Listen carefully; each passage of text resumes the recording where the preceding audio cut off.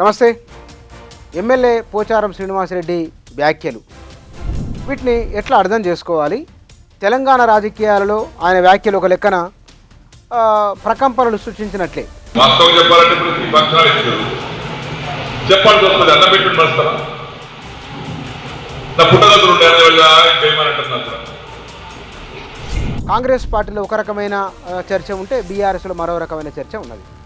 బహుశా ఆయన బీఆర్ఎస్లోకి వచ్చేందుకోసమే అట్లా మాట్లాడారా, కేసీఆర్ పైన ప్రశంసల వర్షం కురిపించారా అనే ఒక అభిప్రాయం బయట చాలామందిలో ఉన్నది. కాంగ్రెస్ పార్టీలో ఆయన బీఆర్ఎస్ నుంచి వచ్చిన తర్వాత ఏం తక్కువ చేయలేదని, కానీ అతని కోరికలను తీర్చడం కాంగ్రెస్ పార్టీకి సాధ్యం కావడం లేదు. అంటే రాజకీయ సమీకరణాలు కుదరడం లేదు. అందువల్ల ఆయన అట్లా మాట్లాడుతున్నారు అని కొందరు అంటున్నారు. నిజంగానే నిధుల విడుదల చేయట్లేదా, లేకపోతే కనుక రాజకీయ పరంగా వారి వారసులకు తగిన ప్రాధాన్యతనివ్వాలని వారు కోరారని, దానికి సాధ్యపడలేదు అని కాంగ్రెస్లోని ముఖ్యులు చెప్పారని, అందువల్లే పోచారం శ్రీనివాసరెడ్డి బయటకు వచ్చి అట్లా మాట్లాడుతున్నారని ఒక ప్రచారం విత్ కాంగ్రెస్ పార్టీలో ఉన్నది. అది పూర్తిగా బయటికి రాలేదు, కానీ అక్కడక్కడ జరుగుతున్న చర్చ. సరే, తన రాజకీయ వారసుల గురించి ఆయన ఏం మాట్లాడుకున్నారో తెలియదు. నిజంగానే నిధులు అడిగితే కనుక ఎన్ని అడిగారు ఏమిటో కూడా వివరాలు తెలియదు. కానీ వారు మీడియా సమావేశంలో మాట్లాడుతూ కేసీఆర్ తనకు అన్నం పెట్టిన వారు అని, తెలంగాణ అభివృద్ధికి సంబంధించి కేసీఆర్ పాత్ర తదితర విషయాలు మాట్లాడుతూ తాను ఎవరెవరికి ఫోన్లు చేసింది, ఆ ఫోన్లు చేసిన వారి నుంచి ఎందుకు స్పందన లేదు, ఆ విషయాలు మాత్రం ఆయన బహిరంగంగా మాట్లాడడం. అట్లనే టీఆర్ఎస్లో లేదా బీఆర్ఎస్లో గెలిచి కాంగ్రెస్లోకి వెళ్ళిన కొంతమంది ఆఫ్ ది రికార్డులో మాట్లాడుతూ కొందరు అక్కడక్కడ బహిరంగంగానే మాట్లాడుతున్నారు.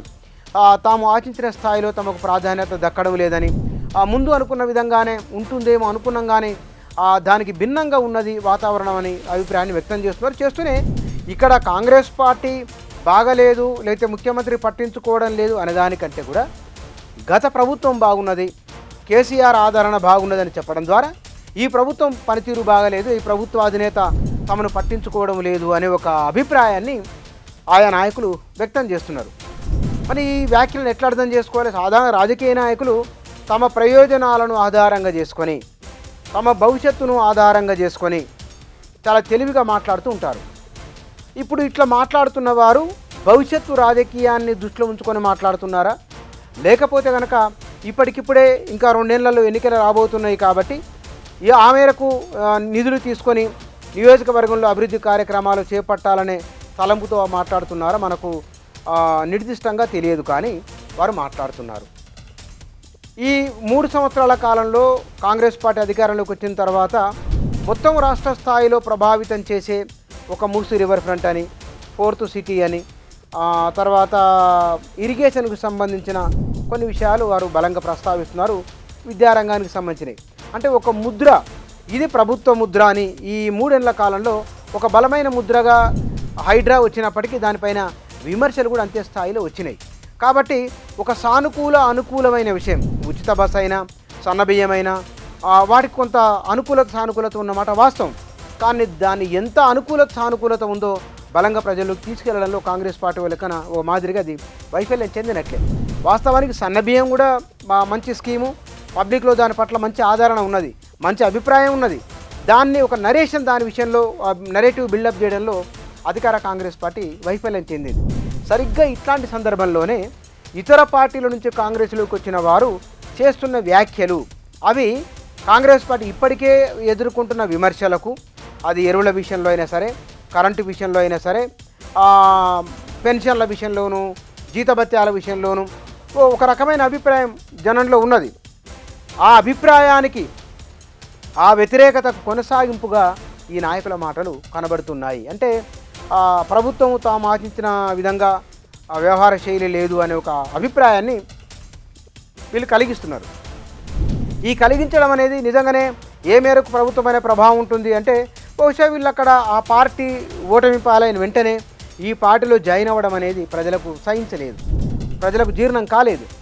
ఒకవేళ కనుక నిజంగానే అది బీఆర్ఎస్ ఓటమి పాలైన వెంటనే ఒక 20-30 మంది ఎమ్మెల్యేలు బీఆర్ఎస్ నుంచి కనుక కాంగ్రెస్లోకి వచ్చి ఉంటే వీరి మాటలకు ఎట్లా ఉండేది, ఆ తర్వాత పరిణామాలు ఏమిటో మనం ఇప్పుడు చెప్పలేము. కానీ వచ్చింది అతి కొద్ది మంది. ఆ వచ్చిన కొద్ది మంది కూడా వారికి మంత్రివర్గంలోకి ఎవరిని తీసుకోనో లేకపోతే కనుక వారికి బలమైన అవకాశం ఇవ్వడం అనేది బయటకి మనకు కనబడలేదు. కాబట్టి ఇట్లా వచ్చిన వారి లోపల ఒక అసంతృప్తి ఉన్నది. ఈ 3 ఏళ్ల కాలంలో తాము జాయిన్ అయ్యేటప్పుడే కొన్ని హామీలు తీసుకున్నాం, హామీలు అమలు కావాలని ఆవేదన ఉండొచ్చినేమో కానీ ప్రజలకి పట్టింపు ఉన్నట్లు లేదు. ఒకవేళ వారు అట్లా మాట్లాడమంటే తిరిగి బీఆర్ఎస్కి వస్తామంటే కనుక బహుశా బీఆర్ఎస్లో ఇప్పటికే ఉన్నవారు వారు వెళ్ళిన తర్వాత రెండో శ్రేణి నాయకత్వం తయారైతే ఆల్రెడీ ఎవరో ఒక నియోజకవర్గంలో అలాంటి వారు ఊరుకునే పరిస్థితి లేదు. వాస్తవానికి తమను పట్టించుకోవడం లేదనే ఆవేదన బీఆర్ఎస్లో ఉన్నది. రెండో శ్రేణి నాయకులకు చాలా బలంగా ఉన్నది. కాబట్టి నాయకులను కార్యకర్తలను పట్టించుకుంటామని కేటీఆర్ హరీష్ రావు పదే పదే అంటూ ఉన్నారు. కాబట్టి వారు పార్టీ వదిలిపెట్టి వెళ్ళిపోయిన వారిని మళ్ళీ తిరిగి తీసుకునేది లేదు అని 2-3 సందర్భాల్లో అగ్రనాయకత్వం ఆ మాట చెప్పిన సందర్భాలు. మరి వీళ్ళిట్లా మాట్లాడడం అంటే సానుభూతి ద్వారా బీఆర్ఎస్లోకి రావాలంటే కనుక బహుశా వారిని తీసుకున్నా సరే కానీ వారికి పార్టీ మొత్తానికే మునుపట్లాగా సర్దుబాటు ధోరణి ఉండే అవకాశం లేదు. వారికి వ్యతిరేకత వచ్చే అవకాశం కూడా ఉన్నది. రెండవది, ఒకవేళ కనుక ఇక్కడ ఉన్న వాళ్ళు ఇట్లా మాట్లాడడం వల్ల వీరు పార్టీని వదిలిపెట్టి వెళ్ళిపోయినా సరే కాంగ్రెస్ పార్టీకి వచ్చే కొత్త నష్టం ఏమీ లేదు. ఎందుకంటే అధికారంలోకి వచ్చిన తర్వాత వాళ్ళు సర్దుబాట్లు లేదు కనుక నాయకత్వం తయారు కావడం వాళ్ళు కూడా చేసుకున్నారు. బహుశా రాజకీయంగా సర్దుబాట్లు చేయని కారణంగానే అంటే వీరి డిమాండ్లను అప్పటికి ఆ నియోజకవర్గంలో ఎవరో ఒకరు ఉండడము, పాత కాంగ్రెస్ నాయకత్వం ఉండడము, కొత్త వారు తీసుకుంటే ఇబ్బంది అవుతుందని మొదటి నుంచి వారు అంటూ ఉన్నారు. ఇవన్నీ దృష్టిలో ఉంచుకొని బహుశా వీరిని మీ ఇష్టం ఉంటే ఉండండి లేకుంటే లేదనే ధోరణి కూడా రావచ్చునో ఏమో. కాబట్టి ఇట్లా వ్యాఖ్యానిస్తున్న వారి విషయంలో ఈ మాటల ద్వారా కేసీఆర్కు పాపులారిటీ పెరుగుతున్నది, బీఆర్ఎస్ పబ్లిక్లో మరింత బలపడే అవకాశం ఉన్నది. మూడోది, గడిచిన 3-4 నెలలుగా బీఆర్ఎస్ పట్ల సానుకూలమైన అభిప్రాయం ప్రజల్లో కనబడుతూ ఉన్నది. దానికి ప్రధానమైన కారణము కరెంటు, నీళ్లు అంటే వర్షాలు వస్తూ ఉన్నాయి, కొన్ని జిల్లాల్లో లోటు ఉన్నది. అది కూడా ఎల్నినో ప్రభావం. అది కాంగ్రెస్ పార్టీ చేసేయలేదు లేదా ముఖ్యమంత్రి చేతిలో ఏం లేదు. అది ఎల్నినో ప్రభావం కారణంగా ఆ నెగిటివ్ ఎఫెక్ట్ ఉన్నది. అయితే ప్రజలకు ఎల్నినో ఉందా ఏముందా అని పట్టింపు లేదు. కాలం కాలేదు, పంటలు లేవు, వర్షాలు లేవు, ప్రభుత్వం పట్టించుకోవడం లేని భావననే బలంగా ఉంటుంది. కాబట్టి ఈ మేరకు ఇన్ని అననుకూలతలు కాంగ్రెస్ పార్టీ పైన ఉంటే బీఆర్ఎస్కు విపక్షంలో ఉన్నది. కాబట్టి గతంలో ముఖ్యమంత్రి ఉన్నప్పుడు పలానా పెన్షన్ల విషయంలో, కరెంటు విషయంలో, ఎరువుల విషయంలో ఇట్లా ఉండేది కాదు, ఇట్లా లేదు కదా అనే చర్చ ఒక పబ్లిక్లో ఒకరి నుంచి ఒకరికి చాలా విస్తృతంగా జరుగుతున్నది. గడిచిన 2-3 నెలలుగా అది మరింత విస్తృతమైంది, మరింత పెరిగింది. ఇట్లా పోచారం శ్రీనివాసరెడ్డి వ్యాఖ్యల తర్వాత బీఆర్ఎస్కు అది సానుకూలించే అంశంగానే ఉన్నది.